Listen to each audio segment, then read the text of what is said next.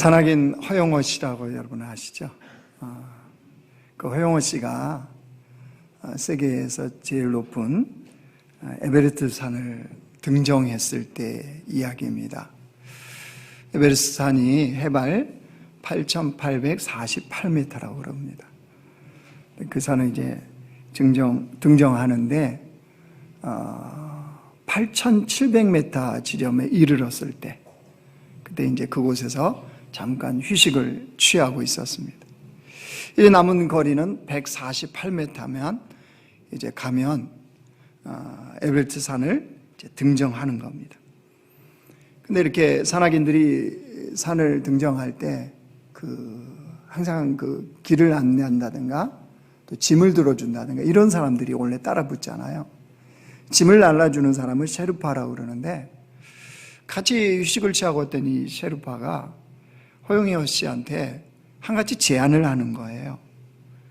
이제 남은 구간 148m니까 얼마 남지 않았지만 그게 험하고 또 몇 시간 걸릴지 모르니까 지금 이곳에 8,700m 이곳에 깃발을 꼽고 사진을 찍으면 된다는 거예요. 그러면 이 지대가 높기 때문에 마치 저기 정상에 있는 거하고 똑같이 사진이 나온다는 겁니다.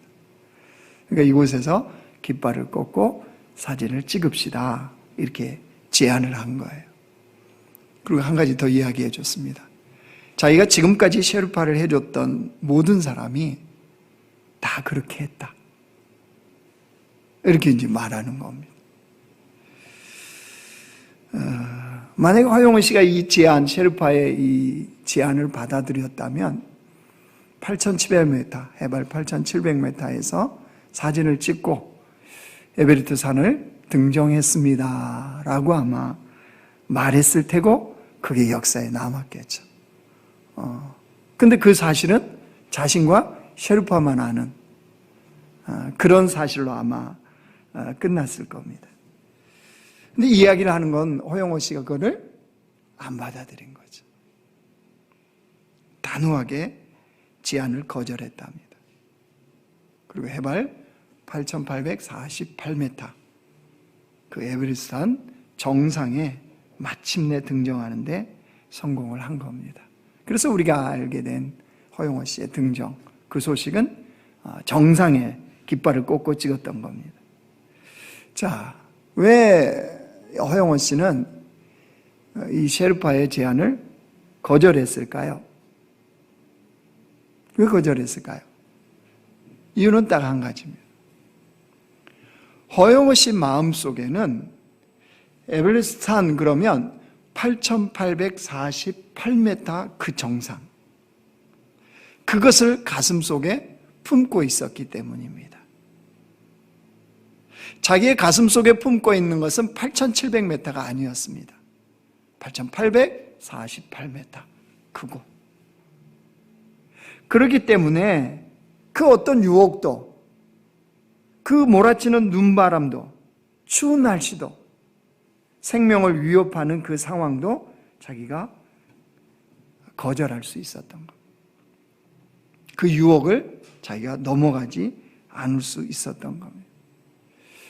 여러분, 우리의 마음속에 무엇을 품느냐, 내가 내 마음속에 무엇을 품고 사느냐는 이와 같이 중요합니다.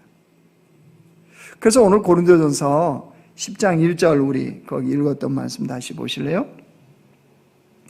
형제들아, 나는 너희가 알지 못하기를 원하지 아니하노니. 사도 바울이 고린도 교회를 향해서 형제들아, 나는 너희가 알지 못하기를 원치 않는다. 알기를 원한다. 무엇을요? 무엇을 알기를 원할까요? 1500년 전에 너희 조상 때 일어났던 그 일을 너희가 알기를 원한다, 이 뜻이에요. 왜 그걸 알아야 될까요? 왜? 11절 한번 보실래요? 11절. 고린도서 10장 11절이요. 그들에게 일어난 이런 일은 본보기가 되고 또한 말세를 만난 우리를 깨우치기 위하여 기록되었느니라. 그거는 본보기다. 너희들을 위한 본보기다. 또 이 땅을 살아야 되는 너희를 위한 깨우침의 교훈이다. 그래서 그거를 너희가 알기를 나는 원한다. 알고 살기를 원한다는 거예요. 자, 그러면 그 일이 무엇인지 그걸 알아야 그리스도인답게 이 땅을 살아가는 거.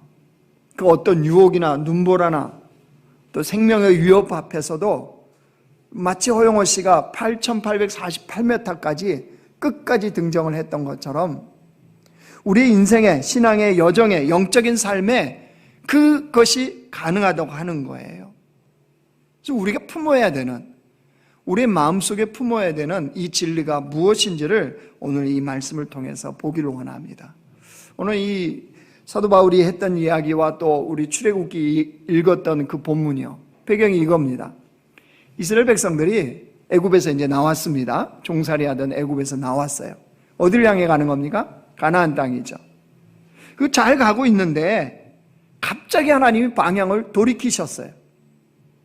그러니까 그 애굽에서부터 하나님 말씀하신 가나안까지는요, 잘 빨리 가면 일주일, 늦어도 보름이면 도착할 수 있는 거리였어요.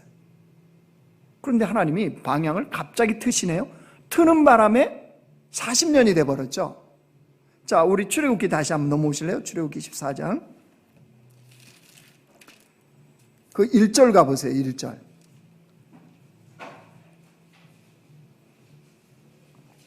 오늘 출애굽기 14장의 배경이 된 이유가 거기 있습니다. 왜 그렇게 홍해를 건넜는지. 14장 1절 보세요. 여호와께서 모세에게 말씀하여 이르시되 이스라엘 자손에게 명령하여 뭐 하래요?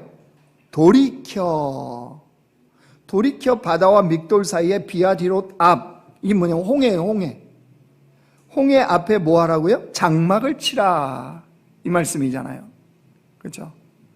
잘 가고 있던 그 길을 돌이켜서 홍해 앞에 가게 하신 거예요. 그래서 우리가 알고 있는 사실, 그들은 홍해를 건넜습니다. 그렇죠? 이스라엘 백성도 홍해를 건너는 경험을 합니다. 자, 그러면 이제 질문해 보죠. 가나안 땅까지 가야 되는 이 백성들에게 왜 굳이 홍해를 건너게 하는 이 경험을 하게 하신 걸까요? 사도 바울이 오늘 본문에서 그것을 이렇게 해석합니다. 다시 고린도전서요, 10장 다시 넘어오세요. 그 이유가 있다는 거예요. 제가 읽을게요. 같이 읽죠. 10장 1, 2절 시작. 형제들아, 나는 너희가 알지 못하기를 원하지 아니하노니 우리 조상들이 다 구름 아래에 있고 바다 가운데로 지나며 모세에게 속하여 다 구름과 바다에서 세례를 받고 바다 가운데를 지나며 그것은 바다에서 세례를 받은 것이다. 이렇게 해석을 합니다. 왜 홍해를 통과하게 하셨다고요? 바다에서 세례를 받는 작업이었다는 거예요. 그런데 여러분, 우리 알고 있는 사실입니다. 이스라엘 백성들 홍해를 마른 땅으로 밟고 건너갔다는 거 우리 알아요. 그런데 그 홍해를 지나가면서 세례 예식이 있었나요? 우리가 알고 있는 사실은 모세나 아론이나 그 누구도 이스라엘 백성에게 세례를 준 적이 없다는 사실입니다. 근데 바울은 이거를 바다에서 세례를 받았다라고 이야기를 합니다. 자, 이 의문은요, 이 질문은 바울이 이렇게 말한 까닭은 세례의 의미를 생각해 보면 홍해를 건넌 것이 이스라엘 백성들이 바다에서 세례를 받은 거구나 라고 하는 것을 알게 되어집니다. 자, 세례의 의미요, 로마서 6장 말씀 보여주세요. 자, 제가 읽을게요. 파란 글씨를 잘 염두에 두시고 마음으로 따라오세요. 무릇 그리스도 예수와 합하여 세례를 받은 우리는 그의 죽으심과 합하여 세례를 받은 줄을 알지 못하느냐. 그러므로 우리가 그의 죽으심과 합하여 세례를 받음으로 그와 함께 장사되었나니 이는 아버지의 영광으로 말미암아 그리스도를 죽은 자 가운데서 살리심과 같이 우리로 또한 새 생명 가운데서 행하게 하려 함이라. 만일 우리가 그의 죽으심과 같은 모양으로 연합한 자가 되었으면 또한 그의 부활과 같은 모양으로 연합한 자가 되리라. 강조가 뭐예요? 합하여, 연합하여. 여러분, 세례의 본질은 예수 그리스도와 연합이에요. 이게 세례예요, 세례. 예수 그리스도와 연합, 그분과 하나됨, 이게 세례예요. 그러니까 우리가 세례가 그거잖아요. 예수님의 십자가의 그 죽으심과 우리가 합하여 죄 노예되었던 우리가 죽은 것, 그죠? 합해졌으니까 십자가에서 나는 나의 죄의 노예로의 삶이 죽은 거예요. 자, 예수님이 부활했죠? 그 부활과 합하여, 연합하여, 하나 되어 우리는 어떤 삶이요? 새 사람으로 거듭난 사람. 그의 죽으심과 나는 합하여 함께 죽었고 그의 부활과 함께 나도 살아난 거예요. 죄의 노예로 살았던 옛사람이 죽었고 예수님의 부활과 함께 내가 새 사람으로 거듭난 거, 이게 세례입니다. 그래서 바울은요, 세례받은 걸 이렇게 표현해요. 다시 갈라디아서 3장 27절 보이실래요? 자, 우리 같이 한번 읽어. 시작. 누구든지 그리스도와 합하기 위하여 세례를 받은 자는 그리스도로 옷 입었느니라. 예수로 말미암아 세례를 받은 자는 어떤 자래요? 그리스도로 옷 입은 자들이에요. 우리는 무엇으로 옷 입었다고요? 그리스도로 옷 입었다고요. 이게 무슨 뜻이냐? 우리는 옛사람의 옷을 벗은 사람들이에요. 그리고 새 사람의 그리스도의 옷을 입은 자들입니다. 그러니까 세례받은 자의 참 증표는 뭐냐 그러면요, 예수와 연합하는 것, 즉 예수와 동행하는 데서 드러나는 겁니다. 이거예요. 그러니까 이스라엘 백성들이 자, 왜 굳이 홍해를 건너게 하셨냐? 가나안 후 바로 가게 하시지. 자, 여러분 생각해 보세요. 홍해를 건너기 전은 무엇과 연결돼요? 애굽이잖아요, 애굽. 그 백성들이 뻗득하면 애굽 기억하잖아요. 거기서 내가 노예가 배부르면 여러분 얼마나 배부르겠어요. 근데 그게 노예 근성인 거예요. 부추와 참외와 이거 다 기호식품. 무슨 노예가 기호식품을 먹습니까? 말이 안 되죠, 그죠? 근데 조금만 힘들면 애굽에서 살았던 그때가 좋았다. 그때가, 여러분 그게 좋아요? 노예살인데? 하나님이 없는데? 근데 이 백성이 홍해를 딱 건넜잖아요. 그러면 홍해가 딱 닫혀버렸잖아요. 이제는 더 이상 못 건너와요. 하나님 홍해를 다시 가르시고 애굽으로 가게 하시지 않거든요. 그러니까 이 백성은 홍해를 건넌 순간 애굽의 삶과의 단절입니다. 즉 노예의 삶과 철저하게 단절이에요. 영적으로 이걸 뭘 얘기하는 거예요? 옛사람, 옛습관, 옛성품, 그거 다시 돌아갈 수 없다는 거예요. 완전히 새 사람이 되었으니까요. 그러니까 홍해를 건너게 하신 하나님의 목적이 거기에서 너희들은 애국과의 철저한 단절이다. 하나님이 이거 말씀해 주시는 거예요. 그거를 바울은 뭐라고 했어요? 바다에서 세례를 받고, 이겁니다. 그러니까 우리가 세례를 받았다는 건 영적으로 우리도 홍해의 바다를 건넌 거예요. 건너셨어요? 빠져버린 건 아니죠? 지금 헤엄친 거 아니죠? 우리가 예수를 믿고 세례를 받은 거는요, 영적 홍해 바다를 건넌 거예요. 그러면 우리는 다시 옛사람으로 못 돌아가요. 단절이에요, 단절, 완전히. 그러니까 내가 착각하는 건 그리워하는 거예요, 그리워. 아, 애굽이 좋았는데, 아, 옛날이요, 아, 그때가 좋았는데, 이거인 거예요. 무슨 말이냐? 우리가 다시 돌아갈 수 없는 거, 단절된 게 뭐냐면요, 어둠, 죄, 노예, 그 다음에 사망. 이거로부터 단절된 거예요. 그럼 이제는 뭐예요? 이제는 새 사람으로, 새 그리스도로 옷 입었자고 그랬잖아요. 그리스도로.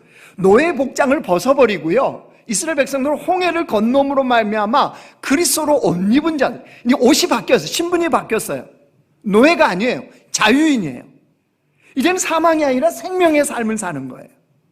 이제는 어둠이 아니라 빛의 삶을 사는 거예요. 그러니까 홍해를 건nom으로 인하여서 이스라엘 백성들은 너무나 분명하게 이게 확증된 거예요. 노예 아닙니다. 자유인이에요. 사망 아니에요. 생명이에요. 어둠의 삶이 아니에요. 빛이에요. 노예로서 바로의 통치 아래 살아가는 게 아니에요. 하나님과 동행하는 삶이에요. 그러니까 완전 차원이 다르지요. 완전 달라요, 이게. 여러분, 그 다른 게, 바다를 건넌 게 도대체 어떻게 삶을 다르게 할까요? 또 어떻게 다르게 하냔 말이에요. 여러분, 이스라엘 백성들 홍해를 건넜지만 지금 홍해를 건너면 딱 기다리는 게 가나안 땅이 아닙니까? 아닙니까? 아니죠. 우리 알고 있듯이 뭐예요? 광야예요, 광야. 홍해를 건넜는데 광야. 그럼 무슨 뜻입니까? 힘들고 어렵고 우리가 불편하고 때로는 죽고 가고 불평하고 싶고, 이게 광야라는 환경이잖아요. 여러분, 이게 노예 근성, 즉 애굽의 그 삶, 옛성품, 옛습관, 옛사람으로 살아가면요, 이 환경을 딱 만나면 뭐가 나와요? 불평, 불만, 원망, 이거밖에 나오지 않아요. 왜요? 본성이니까. 노예의 본성, 죄의 본성이니까요. 그런데 자기가 바다를 건넜다는 거, 홍해를 건넜다는 것을 기억하면 환경은 똑같아요. 광야 맞습니다. 갑자기 그게 무슨 뭐 가나안 땅으로 바뀌는 게 아니에요. 동일하게 광야인데 거기서 다른 삶이 가능해요. 예수 믿는 사람들은 이 코로나 상황에서도 반응이 다른 게 가능해요. 예, 맞습니다. 요즘 확진자가 뭐 워낙 많아서 헤아리지도 않죠. 정부도 알아서 조치하라며요, 요즘. 이제 접종 안 했어도 뭐 격리하든 안 하든 너희들이 알아서 해. 그죠? 이런 상황에서도 바다를 내가 건넜다라고 하는 사람, 이 어려운 상황이죠. 사실은 이게 쉽지 않죠, 우리도. 뭐 아무리 감기 수준, 뭐 독감보다는 2배 수준 뭐 이래도 쉽지는 않잖아요. 이 사망자는 뭐 지금 계속 예전부터 많이 늘어 100명대로 올라왔잖아요. 매일매일 이게. 남의 일이 아니에요. 여러분, 우리 노예도요, 같이 목회하시고 이렇게 할 때 이렇게 우리 석 달에 한 번씩은 올레라는 거 하거든요. 시찰회에서. 늘 친밀하게 같이 봤던 분들이에요. 아주 뭐 좁고 춥고 아주 펄펄 나시는 분들. 주님과 함께 날지는 않고. 그분들이 갑자기 사라졌어요. 어느 날 문자가 또 오는 거예요. 별세, 누구 목사님. 이거 어려운 상황이잖아요, 사실은. 예수 믿는 사람이라고 오미크론이 지나갔다. 지난주처럼 패스오버하면 얼마나 좋아, 6월하면. 아니잖아요, 그거는. 그죠? 이때, 바로 이때예요. 뭐가 그리스도인임을 나타내냐는 거예요. 여러분, 허영호 씨가 진짜 산악인이라는 게 그때 드러난 거 아니겠어요? 다른 사람들은 다 그랬다며요. 셰르파가 그런 유혹을 올 때 사실 여러분 148m 가고 싶겠습니까? 본성으로는 안 가고 싶죠. 왜냐하면 거기서 그 실종된 사람들 많았거든요. 거기서 죽은 사람들 많았거든요. 그런데 진정한 산악인이니까 가는 거죠, 그거를. 우리 똑같단 말이에요. 똑같이 광야인데 그 상황 속에서 그리스도인들은 다른 삶이 가능해요. 여러분, 그래서 그리스도인의 진정한 근사한 삶은요, 가나안이 아니라 광야에서 드러납니다. 여러분, 인생의 광야에서 우리가 진정한 그리스도인다운 근사함은 그때 드러나요. 여러분, 그래서 찬송가 438장 보면요, 이런 가사 여러분 잘 아는, 내 영혼이 은총 입어 중한 재짐 벗고 오거니 슬픔 많은 이 세상도. 여러분, 예수를 믿음으로 말미암아 거듭났어요. 그렇죠? 죄사함을 받았어요. 그런데도 여전히 뭐예요? 상황은 슬픔 많은 이 세상이에요. 그런데 뭐가 달라요? 그 다음 고백이 뭡니까? 천국으로 화도다.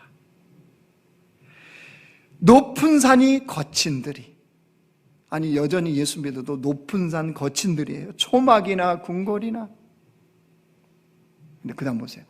내 주 예수 모신 곳이 그 어디나 하늘나라. 높은 산에도 그 어디나 하늘나라. 주님과 연합해서 주님과 동행하기 때문에 광야에서도 하늘의 기쁨을 누리는 것이 가능한 것이 누구라고요? 그리스도인이요. 예수가 없는 사람들은, 주님과 동행하지 않는 사람들은 환경이 천국 같아야 천국이라고 그러는 거예요. 근데 우리는 환경이 광야여도, 높은 산 거친 들이어도 거기에서도 천국을 누리는 게 가능하다니까요. 왜요? 주님이 동행하니까. 그 동행하시는 주님은요, 영원하신 분이세요. 영원하신 분. 그럼 광야에서도 영혼을 누리는 게 가능해요. 영혼을 누린다는 게 다른 게 아니고요, 참 평안, 참 평강, 참 화평. 너는 어떻게 이렇게 오미크론이 창궐하는 이때도 평안을 누리니? 뭐 믿는 거 있니? 있지요. 너 삶을 보면 그 광야에 그렇게 힘든데 나 같으면, 이거 세상 말이에요, 죽었겠다. 그냥 목숨 끊었겠다. 근데 너는 어쩜 그렇게 얼굴에 기쁨이 넘치니? 숨겨놓은 뭐 있니? 있지요. 예수 그리스도. 그 보배가 우리에게는 있잖아요. 여러분, 이게 바다를 건넌 백성들은 다른 거예요. 여러분, 우리 삶에 중요한 삶의 요소들이 있습니다. 우리가 흔히 중요하게 여기는 거, 삶을 살아가는데 돈 있어야 되죠. 건강 있어야 되죠. 성공 어떻습니까? 있어야 돼요. 중요한 요소들을 꼽습니다. 삶을 살아가는데 분명히 필요합니다. 그런데 이거를 우리가 너무 중요하게 여기면요, 소위 말해서 집착을 하기 시작합니다. 집착. 돈에, 건강에, 성공에 집착을 시작해요. 그러면 여러분, 이것은 우리의 삶을 살아가는데 필요한 요소예요. 그렇죠? 삶을 살아가는데 필요한 재료예요. 근데 그거를 그렇게 보지 못하고 이제 뭐 하냐면 거기에 묶여요. 그러면 힘들어져요. 이제 염려가 생겨요. 그걸 지켜야 되고 더 가져야 되고 없으면 못 살 것 같은 이 염려가 생겨요. 그게 이제 더 나가면 뭐가 돼요? 이게 이제 하나님이 돼요. 하나님이. 돈이 나를 지켜주고 건강이 나를 지켜주고 하나님이 돼버려요. 그 삶의 필요의 요소로 이것을 누려야 되는데, 사용해야 되는데 그러지 못하는 것이 된다는 거예요. 뭘 우리 깨닫냐면요, 우리가 그렇게 중요하게 여기는 이것들이 우리 삶에 진정한 평안을 주지 못해요. 그래서 찬송가 작사가인 코넬이요, 찬송가 12장 작사를 했는데요, 이렇게 했습니다. 이 땅 위에 험한 길 가는 동안, 맞죠? 이 땅에 험한 길 가요, 예수 믿는 사람들. 그래서 그 다음 보세요. 참된 평화가 어디 있나? 이 험한 길 가는데 참된 평화가 있었으면 좋겠다, 이런 생각하지 않습니까? 근데 그 다음, 우리 모두 다 예수를 친구 삼아 참 평화를 누리겠네. 평화, 평화, 평화로다. 어디서 와요? 돈 아니요, 건강 아니요, 성공 아니요, 권력 아니요. 참 평화는 사람을 사람답게 우리가 천국을 누리는 것은 어디로 온다고요? 하늘에서 내려오니. 하늘에서 내려, 그 사랑의 물결이 영원토록 내 영혼을 덮으소서. 여러분, 무엇이 우리를 참된 평안으로 이끄는지 알겠죠? 여러분, 이것이 주어졌음을, 그러니까 바다를 내가 건넜다, 영적으로 홍해를 건넌 인생이다라는 것이 분명하게 인식된 사람들은 그 마음속에 평안이 자리 잡고 있어요. 그 마음속에 평안이 자리 잡고 있으면 얼마든지 다른 삶이 가능하다는 거예요. 여러분, 그 본을요, 오늘 이렇게 해석했던, 고린도전서를 이렇게 얘기했던 사도 바울이 그 삶을 살았어요. 바울이요, 복음을 전하다가 잡혔습니다. 그래서 지하 감옥에 갇혀요.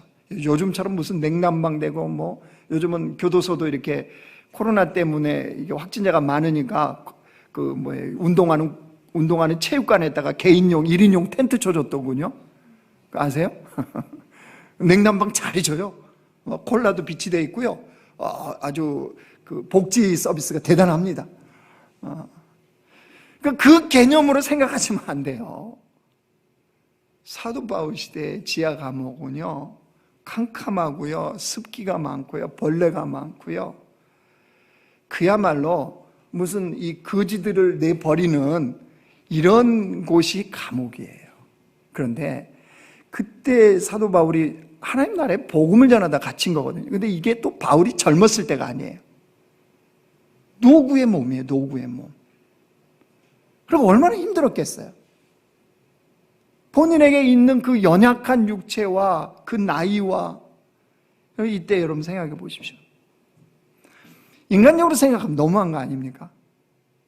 다른 것도 아니고 하나님 나라 복음을 전하는데 좀 말년을 좀 어떻게 좀 해주시지. 그것도 지금 개인 삶을 사는 게 아니에요. 사도행전에 보면 빌립 집사는 이제 노년에 큰 집을, 그 사마리아 성에 복음을 전했던 빌립이요. 사도행전을 보면 이제 노년에 빌립은 큰 집에 거합니다.